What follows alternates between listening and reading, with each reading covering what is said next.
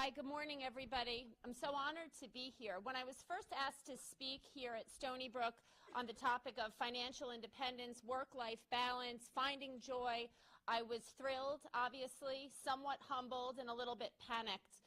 I reviewed tons of articles. I researched the statistics. I looked at the issues that deal with wage disparity, and are women really only making 77 cents for every dollar that a man is making? And the answer is yes, we are. But I also looked at the Me Too movement and the things that were affecting us as women as we tried to navigate through the workforce. I talked to friends about issues that they have, trying to raise children, take care of their marriages, be good mothers, be good employees, show up when they're supposed to, and do everything that they are supposed to do.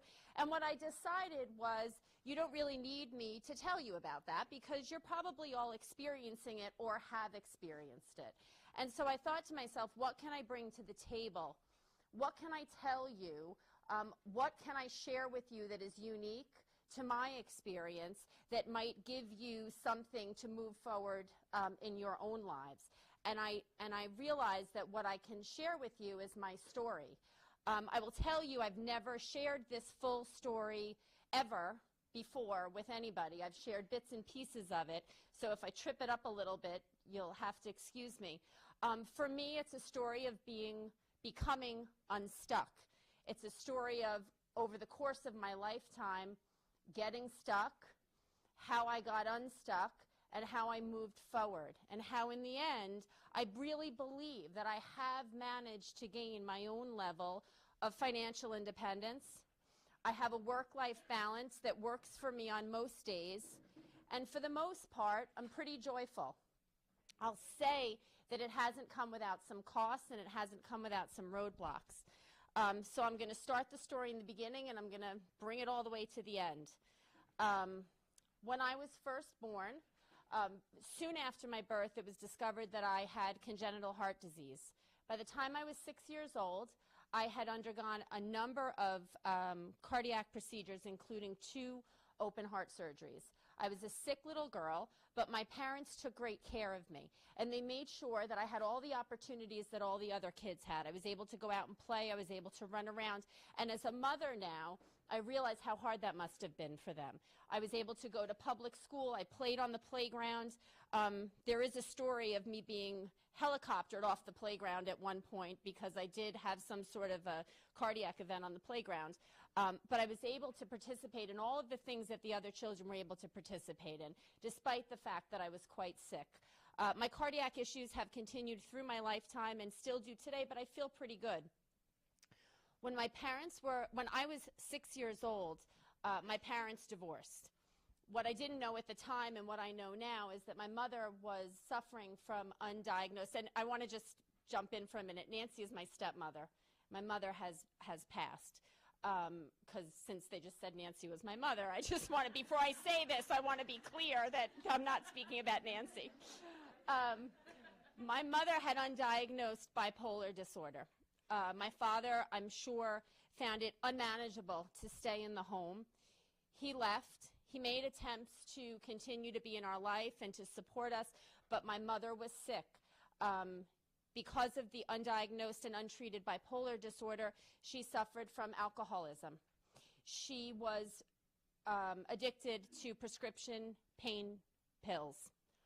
What that resulted in was a household that was completely unstable, a household where there was alcoholism, a household where there was physical abuse, and where we never knew what was going to happen. And it was a very, very difficult way to grow up. My father, soon after he left, met Nancy and married her. They together had 4 amazing daughters.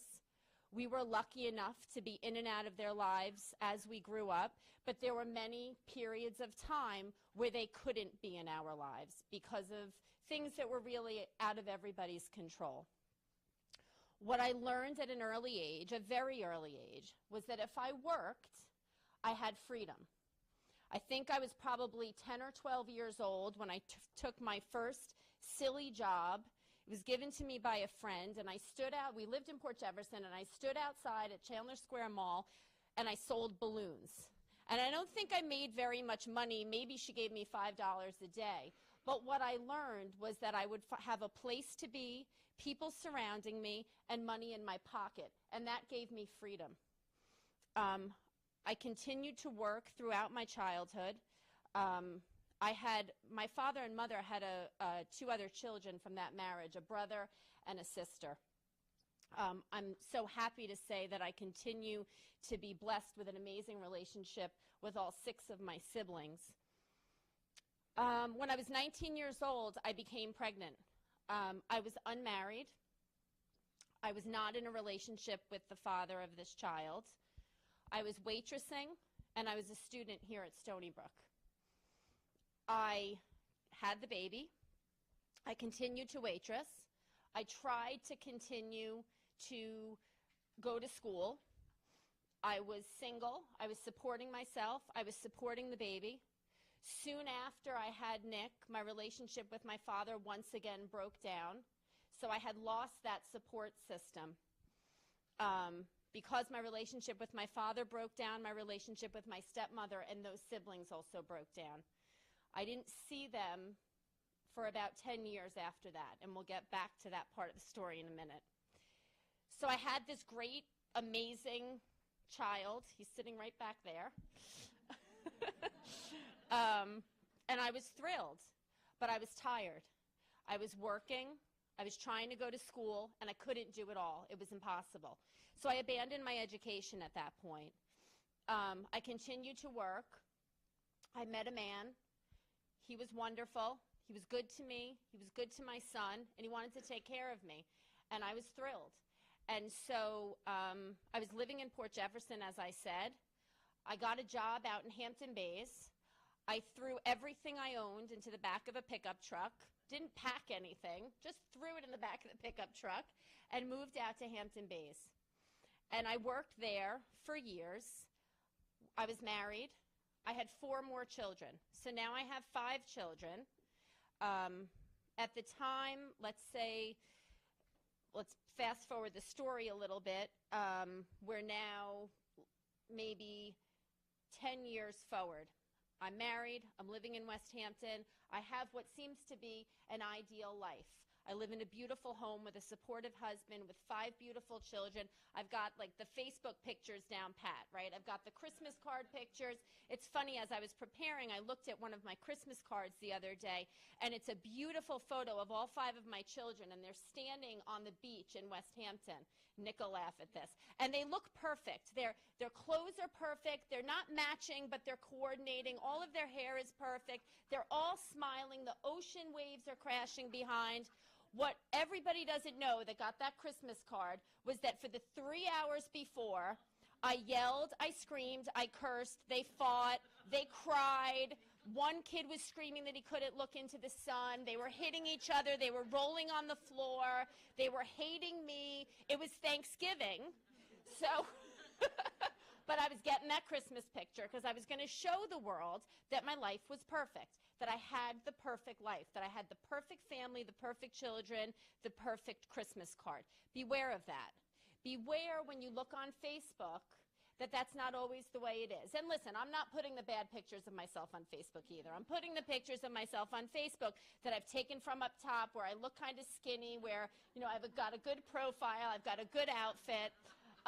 But on the days when you're feeling bad, do yourself a favor and just stay off social media. Don't torture yourself. And also, as my sister always tells me, don't listen to country music. So those are 2 pieces of advice. So there I was, all those years later, no relationship with my father, no relationship with my stepmother, who had really been such a driving force for me when I was younger, such a mentor, somebody that I always looked up to. And I was sad. I was struggling in my marriage. I was struggling financially. And I had 5 kids. You know, we have to keep going back to, I had 5 kids. And because I did it in a sort of go big or go home way, the 4 little ones were a year apart. So I had 5 children, 4 of them at the time under 6 years old. So there was a family party, and I had stayed away from family parties because I didn't want the uncomfortable experience of having to sit next to my father, having to sit next to my stepmother, having to interact with people that I really, at this point, had been estranged from. But I missed them terribly. And my brother called me and he said, you know, it is Mookie, my nephew's making his confirmation, and I'd really like you to be there. And I thought, you know, I'd really like to be there too, so I went. And it was a moment that changed my life. I went, and everybody was as wonderful as I remembered that they were. I sat and we talked, and I showed pictures of my kids, and so now realize all of these years apart, they had never met 4 of my children. We left the party. We decided that we would speak to each other. Now I was going to have to go home and explain to my husband that these people who I really had spoken not very nicely about for the past 10 years were coming over for a barbecue. So I did that, and they came, and it was like nothing. You know, I remember my husband saying to me, well, what are they going to say? And meaning the kids. I said, I don't know. So they came over. My dad came over first alone, and my kids said to me, who's that? And I said, that's your grandpa. And they said, cool, can you push us on the swings? He said, yeah. And that was it, and it was easy. So sometimes the things that we build up so much in our head are really not that hard. You just have to move through them. So it was a couple weeks later, and we were invited to a barbecue over at Nancy and my dad's house. And I was sitting in the kitchen with Nancy alone, and it was the first time that we had really had an opportunity to talk about the moment that changes the trajectory of your life. This was it. I was sitting on a stool, and I remember it like it was yesterday. I was 33 years old at the time, and she said to me, so tell me, how are you? Like, really, talk to me. Tell me, how's your life? How's everything? And I started to cry, and I said, I'm sad. I'm not happy. I'm not happy in my marriage. I never finished my education. I don't have the career that I want, and I'm trapped. I have 5 children. I have no way to support them. I don't know what I'm going to do. I don't know how I'm going to get out from under this one. And she said to me, come work for me. And I thought, okay, really? Come work for you? I've got 5 kids. Your office is in Setauket. I live in West Hampton. I've got no money. I can't afford a babysitter. Okay, I'll come work for you. And to her credit, she said, whatever we have to do to make it work, we're going to make it work. And we did. And I went to work for her, and I worked a little bit from home, and she was incredibly generous with me. And that's not lost on me. It's not lost on me that not everybody has this guardian angel that's going to come save them. But everybody has a choice. So I went, and I began to work for her. And it was not a few weeks later, and I was having dinner with her and my dad. And they said to me, so how's it going? And now here's the next big change. And I said, it's going well, but it's somewhat bittersweet. And they said, well, why? And I said, because my dream was always to go to law school. When I was young, Nancy was in law school. I remember her taking me with her. I remember her bringing me along. I remember sitting in the back of the room. I remember watching her, and I remember thinking, I can do that. That's something that I can do. And then it got lost. My dreams got lost. My aspirations got lost. Somewhere along the line, it all got lost, and I didn't know how to get it back. So they said, so go to law school. And I said, really? Go to law school? I haven't finished my undergraduate. I'm 33 years old. If I'm lucky when I'm done with all of this, I'll be 40. And they said to me, you're going to be 40 anyway. You're still going to be 40. So be 40 and be a lawyer. And that was October. And in January, I started taking classes. And it took me a year and a half to complete my undergraduate classes. And I finished undergraduate flying colors, graduated with a 4.0. I was like, I've got this. I can do it. I'll get back in a minute and tell you about how it all went down at home when I went home and told my husband and my kids that I was going to go back to school. So I finished flying colors, and then it was time to apply for law school. And I sent out my applications, And now remember, years ago, when I threw all my stuff in the back of the pickup truck and I left school and I moved out to Hampton Bays, I was enrolled full-time in classes. When you just stop going to class, you fail. That's what happens. And so I had a full semester worth of Fs, and that really rocked my GPA. But I couldn't take my other credits without keeping that full semester of Fs. So I had to overcome that. So I applied to law school. I had Nancy right by my side the whole time, my cheerleader, my helper, everything. And I was denied admission at Hofstra because of my poor grades. And I was given this sort of, well, we might take you at Toro, but we're not quite sure. So we called and we said, can I have an interview? And they said, no, we don't give interviews. So my guardian angel stepped in again, and she called somebody at the Bar Association, and she said, please get her an interview. So they got me an interview, and I went in and I met with the director of admission at Toro Law Center, and I literally begged my way into law school. I sat there, I begged, I pleaded, I assured her that she would not want to be judged on the mistakes that she made 20 years ago. I used every single trick I had in the book, and it worked. And I got a letter of acceptance from Toro days later with a sticky note. I still have it, a sticky note on it that said, can't wait to have you as part of our Toro family. And it was probably one of the best moments of my life. So I started law school. I finished 8th in my class. I worked so hard through the whole thing, and it was hard. It was tough. It was a challenge. It was long days. It was long nights. Remember, I'm still mothering these 5 children, but I was able to do it. And what I know is that the reason that I was able to do it was that there were a few key things. Maybe this is my advice to you that I'm about to give, that allowed me to get through law school. So the first piece of advice that I have for everybody here today is to find your tribe. Choose them wisely. My tribe consists of my family. It consists of friends. It consists of coworkers. I'm going to tell you a story. When my son Nick was about 10 or 11 and I had the 4 babies, he was playing Little League. And Nick, I'm sorry about this, what I'm about to tell you. He played Little League. And so, as you all know, you drag all your kids to watch the Little League game, and if you've got small kids and there is a playground in sight of the baseball field, you're at the playground, and there's no getting around it. So I go to the Little League game, and my kids are bugging me, and I just want to watch Nick. I want to watch Nick play baseball, and the kids are yelling, and they're screaming, and they want to be at the playground. So I take the little ones over to the playground.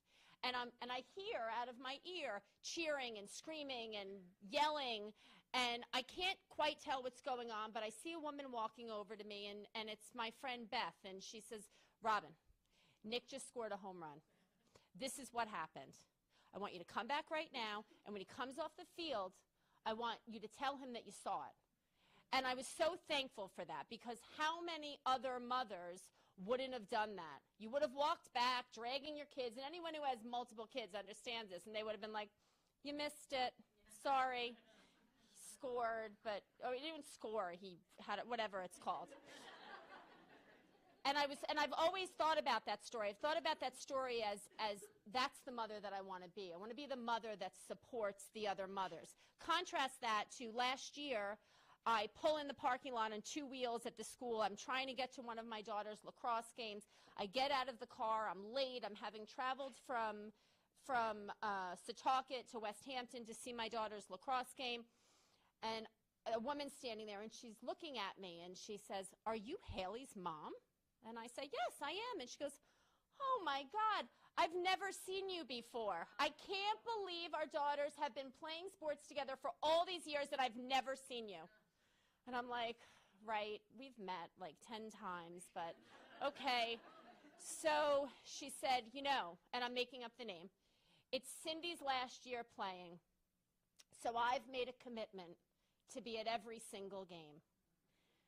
And I said to her, well, and for a minute I start making excuses for myself. And I say, well, you know, I have 5 kids and I work 45. And then I thought, what am I doing? Why am I explaining to this woman why I'm not at the game? And so my first advice to you is find your tribe, find the Beths of the world, and be the Beths of the world. Let's support each other as women. Let's support mothers. Let's support working mothers, and let's support choice. Anybody who was just listening to Nancy's story, I think, to her speech, I think she made a very good point. It's not about the mommy wars. It's not about the working moms against the stay-at-home moms. It's that we all have our struggles. So let's support each other so that we can all get to the place that we want to be. The next piece of advice that I have to you, and this is probably the hardest piece of advice, or the next stage of the plan, is that you need a plan. It's time now to get to work. So now let's say that you've decided that you've come to an impasse in your life and you want to make a change, and you're not feeling that you have the financial freedom that you want, and you want to seek out another career, you want to change something that you're doing, you want to go back to school. You need a plan. These things don't work without plans. And part of the plan is that you need courage. And I recently read something, and it said courage is not about being fearless. It's about proceeding despite the fear. And this is where all the hard work takes place. This is where the difficult conversations with your family happen. This is where the difficult conversations with your children happen. So for me, getting a plan in place, obviously, was finding childcare. That's a struggle for all of us. What's the best childcare? Are you doing the right thing for your kids? Who are you leaving your children with? Are they going to be okay? I will tell you all, I have raised 5 children. They are teenagers and above. It's okay if they have babysitters. It's okay if they drink Kool-Aid. I mean, not so much, but a little bit is okay. These things are not going to kill them. It's all right. I remember going home and telling my husband, first, I'm going back to work. And he said, okay, all right, but he thought I was a little crazy. And then the second conversation weeks later, I'm going to law school. And he said, you're doing what? And I said, well, actually, I'm just going to go back to school first because I have to finish my undergraduate, but I'm going to go to law school. And he said, you're out of your mind. We have 5 children. You can't do that. He said, no, it's not happening. And it was a tough conversation. I said, yes, it is happening. It's happening. So you're either getting on board or it's happening without you, because it's happening. And those conversations are so difficult. I called my mother, who was living at the time, and I said, Mom, and she was difficult. And like I said, she suffered from bipolar disease. And at this point, she had been diagnosed and had been medicated, but still it was a difficult relationship with her, and she was a difficult person, and not always as kind as maybe we wanted her to be, and not always as supportive as we wanted her to be. You know, I remember having my 5th child and being in the hospital room with this 5th baby, and watching my roommate's mother swaddle the baby and take care of the baby, and I thought to myself, wait, that was the mother that I wanted. But we don't always get what we want. So I called her, and she laughed at me. And she laughed so hard, and I was like, stop laughing. I'm not kidding. This is for real. I'm really doing this. And she laughed, and she laughed, and she laughed, and I forgot about it. I moved about a year ago, and as I was packing, I was going through old letters, and my mother sadly died about a year and a half ago, and I was going through old letters, and it was a card that she had given me on the day that I graduated from law school, and she said to me, nobody's laughing now. So remember that. When people doubt you, don't listen to the doubters. Go back to your tribe. Find the people that support you, find the people that love you, and listen to them. Don't surround yourself with the negativity of the doubters. Realize that as you get this plan in place, you're going to have to get your children on board as well. And there's going to be difficult conversations with your children, difficult interactions with your children. You're going to have to deal with the people at school. And this is one of my all-time favorite stories. Anyone who has many children knows that it is a never-ending triage first aid situation. That the most injuries that have ever happened in the history of the world happen in the 15 minutes after you put them to bed. That every scratch, every bump is a serious medical situation. So I was I was in law school studying, and I was experiencing that same thing that so many of you are experiencing who are mothers. And with every scratch, every bump, they would come running to me. So at some point, and I don't remember saying it, I must have said, don't come to me unless you're bleeding enough that I can catch it in a cup. So now here's the best part of this story. We're going to fast forward. I'm driving to a law school final exam, and the phone rings. And it's Mrs. Marks, the school nurse. God bless her soul. She's the best. So right? Yumi knows her. So she gets on the phone, and she says, Mrs. Dalio, and now I've got a final, a law school final. Mrs. Dalio, it's Mrs. Marks at the elementary school. I don't want to alarm you, but I have Matthew here in my office. And with that, I hear a sweet little voice from the background. Excuse me, Mrs. Marks, could you please tell my mom that you can catch the blood in a cup? For real. Parenting highlight. So with that, I said, well, how much is it bleeding? I'm on my way to take an exam. I don't know what's going to happen if I don't show up for the exam. Thankfully, I was able to call my husband. He was able to come take him. He needed stitches. The next part of the get to work really deals with the balance. And I think that story goes to the balance.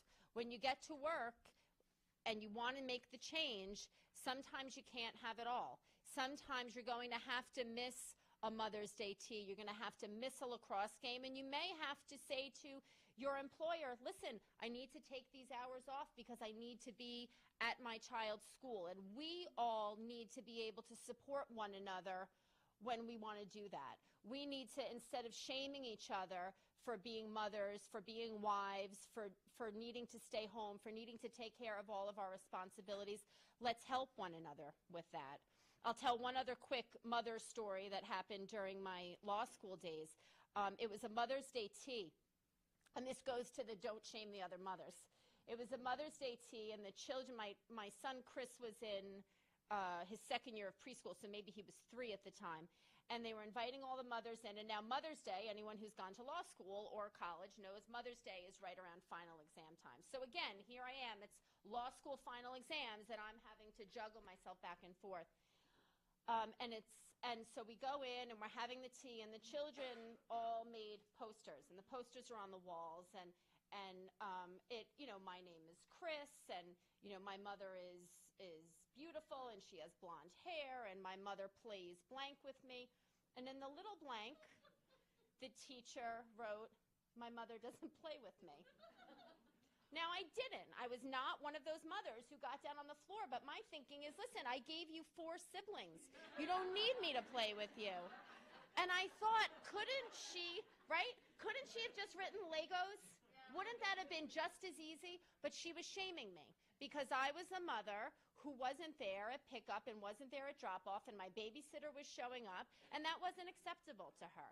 And so it's a funny story, but it's... Yumi and I live in the same town. She's going to go get her. Let's not do that. Let's support one another. My third piece and final piece of advice to you is that you need to be prepared for failure. Things are going to fall apart. They always do. The question is, what are you going to do? What do you do when they fall apart? You've got to stay the course. You've got to go back to where you started. I told you that I graduated 8th in my class in law school. I told you that I had great success in law school. What I didn't tell you was that the first exam that I took, it was a contracts midterm. I studied so hard. I don't think I ever studied as hard as I studied for this test. I went in, I took the test, I couldn't remember anything that I studied. I had a total panic attack, and I had the distinguished position of failing the test worse than any person in the entire section failed the test. I got a 7, I think, on the test. And I was devastated. And I went home, and I was sad, and I was broken, and I was going to quit. And I said, who am I kidding? I can't do this. I can't move forward anymore. It's too hard. It was all a pipe dream. Not going to be able to do it. And I had a conversation with somebody, and they said, you tried. It didn't work out. Give it up. Don't do it. You'll be fine. And I thought, wait a minute. That's not what you were supposed to say to me. You were supposed to tell me I can do it no matter what. You were supposed to build me up. You were supposed to help me. And in that moment, I said, nope, I'm not giving up. I'm going back. I'm going to try again. I'm going to try harder this time. And I went back, and I met with my professor, and I befriended a girl who got the highest grade on the test. And she became my best friend in law school, and we are friends to this date. And I got to work again. And that's what you need to do. You need to always remember to go back to work. In closing, I think what I really want to tell everybody here is that we are the protagonist of our own story. We get to choose the ending. We choose what narrative we use, and we choose how everything is going to happen. I ran into an old friend just this past weekend who I hadn't seen in years, and she said to me, she came up to me and she said, did you hear I'm getting divorced for the 3rd time? And I said, no, I'm sorry, I didn't hear that. And she said, I have to move into a basement apartment. And then we talked, and then she told me about all the good things that were going on in her life, how she was about to have her first grandbaby that she was so excited about, how her children were doing wonderfully, how that basement apartment was just steps from the beach, and how work was going so well for her. And I said to her, why don't you change your story? Instead of going up to people and saying, I'm divorcing for the 3rd time and I'm moving into a basement apartment, how about you tell the story, I got myself an apartment, it has a beautiful space for my new granddaughter, it's steps from the beach, and I'm going to be okay. Those are the stories that we should be telling. That's it.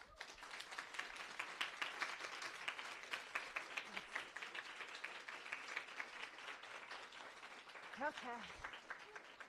Questions? Yeah. What kind of law do you practice? Elder law.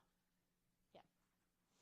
Yes. Did you find yourself more happy in your marriage once you started doing all of this? No.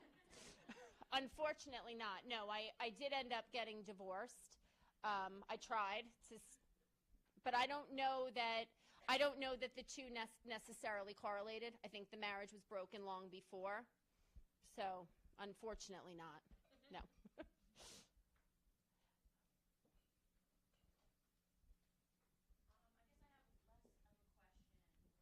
This is my first time being in any one of these, and I'm pretty new into diving into my career. I live in a household where my dad did obviously well to help out my family, but my mom was by far the breadwinner. Mhm. Whoever made decisions, dad was nearly the family dog status because my mom was the one who made all of the decisions, and I used to be really upset when she couldn't come to a lot of like the events and stuff Sure. that I did. But now being in the field, she is like, she kicks ass. Like, I'm so glad she did what she did, and she did what made her happy, and now she's doing so well in her career that like. Well, that's I nice would of you to like say. her. That's nice of you to say. Yeah, I mean, I think that's the struggle, right? When we talk about the work-life balance, that's the struggle. The struggle is how do we make the choices? How do we choose which thing to be at? How do we choose whether we're going to be at something for our career or something for our kids? And I think one of the keys to that, and we can be the change makers, is to make sure that where we are working and the people that we surround ourselves with are going to support not only our careers but also our families. And for some people, they don't have that option. But as Nancy said before, let's try to work for those companies. Let's be those companies. Let's start those companies. Why not? We can. Yeah. So how did you end up paying for the cert in law school? Law school, I took loans, 100%. I still pay them. My guess is I will pay them until the day that I die. I completely, but somebody said to me, and you know, I know there is this idea. I also went to Toro. I did very well, and I got significant scholarships in my second and third year. My first year, I didn't get any. But somebody said to me, what's the amount of money that you're going to have to pay on a monthly basis for your student loans? And I'll tell you, I pay $680 a month for my student loans. It is the price of my career. I hope to pay it off by the time I die or sooner. But as far from where I'm standing, the $680 a month is the cost of me having the career that I have. So, you know, and as far as the babysitter, I did have a husband who was working, and I had help from my stepmother. But the cost is a factor, for sure. So, you know, for me, I went to law school full-time. The option, my original plan was to go part-time at night, so that I could be home with the kids during the day, and I would flip-flop with my husband. And I have friends who did that. So certainly that's an option for people. I was fortunate that I had the help from my stepmother. When you talk about the difficult conversations with kids, so I love hearing your story and how now you appreciate your mom. But like I have a 4-year-old right now. Mm-hmm. He cries that mommy has to go to work. He will. He cried. How do you you know, why mommy does this and why it's important, and how do you make them feel good in that moment, or you just have to buck up and say it's not going to be till later in life that they're going to appreciate it? They're not going to appreciate it till later in life. Still have the conversation, but they're not going to. But they will at some point appreciate it later in life. And I still have, you know, my other kids are teenagers now, and I still have the conversation with them sometimes. Well, Mom, why aren't you there? Well, because I have to go to work. You know, and now when they're teenagers, I can have the conversation, none of this happens if I don't go to work. You know, you want a new pair of sneakers, you want to play travel lacrosse, you need to go to college, I have to go to work. When they're 4, you bribe them a little bit, you get them a lollipop. I mean, every day when he was little, I got him a cookie, every single day, remember? So we woke up in the morning, we had our routine together in the morning, I got a cappuccino, he got a cookie, and he went to daycare, and he understood. And there was this thing, you know, Mommy has to go to work so you can have toys. Okay. So, you know, when they're 4, that's the conversation. When they're older, and at some point they will understand, I believe, you know, everything I hear, right? It's okay now? No. Yeah.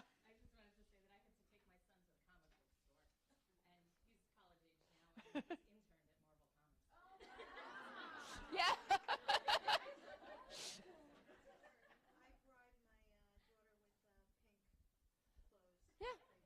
It's very expensive. Yeah, I mean, we don't like the word bribe, but you have to, because you have to maintain your sanity. Sometimes they're going to eat Happy Meals. Sometimes you're going to let them have ice cream for dinner. You're not going to be the household. I tell the story of my kids all had flat screen TVs in their room when they were 2, 3, and 4 years old. Why? Because at 6 o'clock they needed to go into their room because I had to study because I was in law school. Now, many people would say, I don't want to make that choice. That's not the choice that I want. I don't want my kids to watch TV. I'll tell you, none of them really watch TV now anyway, but that was part of the deal. You have to, and you have to be okay with whatever it is. You have to say, listen, this is how I'm going to raise my kids. We all get to choose how to raise our own children. I'm going to do the best that I can given what I have, and these are the decisions that I'm going to make. And bribery is a rough word, but there's a lot of bribery involved when you're trying to balance. It's just reality, because kids want what they want when they want it. Yeah. So do adults. Yeah. First of all, thank you so much, Robin. Thank you.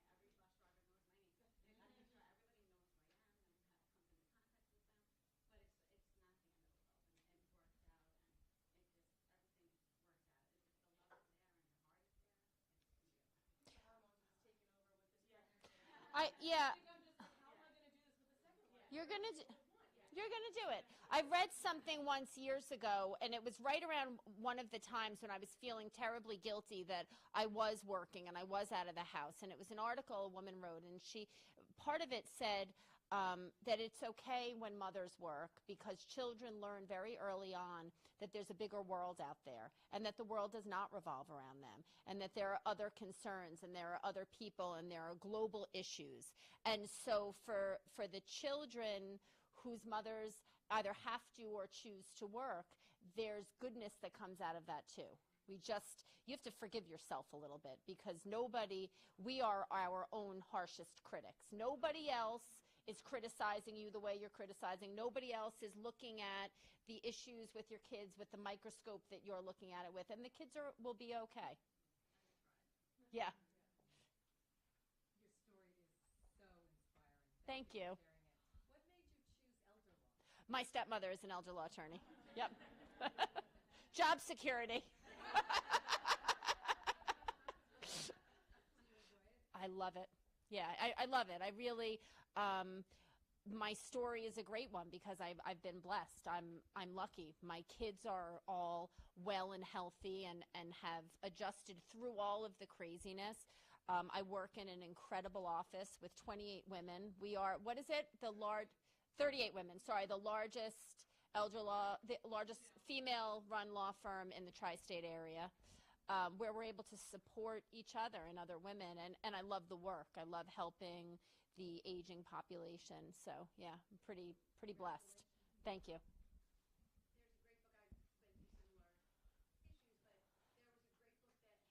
There's a great book, I've been through similar issues, but there was a great book that helped me. It's called All Mothers Work, and it actually breaks down the finances. This is years ago, and it talks about the cost of clothes for when you're out of the house, the cost for the dinners because both parents are working and you can't afford it, the dry clean, all of those things in there. And because I came home from Mommy and Me in tears, my first family, I had one child, I just lost my mom, my husband worked all the way in the city, and this is the stupidest thing ever, and there I was in my little sedan, rented car, and all the other moms were in their big SUVs and minivans, and I came home to my husband in tears. I'm never going to make any friends, I don't know anybody, and I don't have a minivan. I went from being a practicing attorney to not having a minivan. But that book was really helpful. My sister Gabby will gladly give you her minivan. Well, it's true, and I think that goes to the point about being the Beth in the story. You know, be the mom that goes and seeks out the new mom. If there's a new mom and you see her standing to the side, she's having the same struggles that you're having. Go get her and bring her into your group and be kind and make a decision not to be the gossiping mom. Don't, speak badly. Everybody's got their own struggle. Everybody's got their own story. So we all go through it. And probably my guess is the other mothers were thinking, oh, wow, she's a lawyer. She's not going to want to hang out with us. Right. Yeah. It always is. It's all in our head. Yep.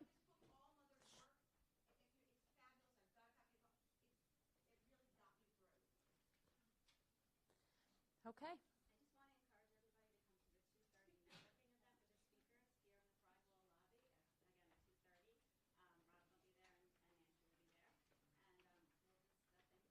we'll just thank you again. And we'll Thank you.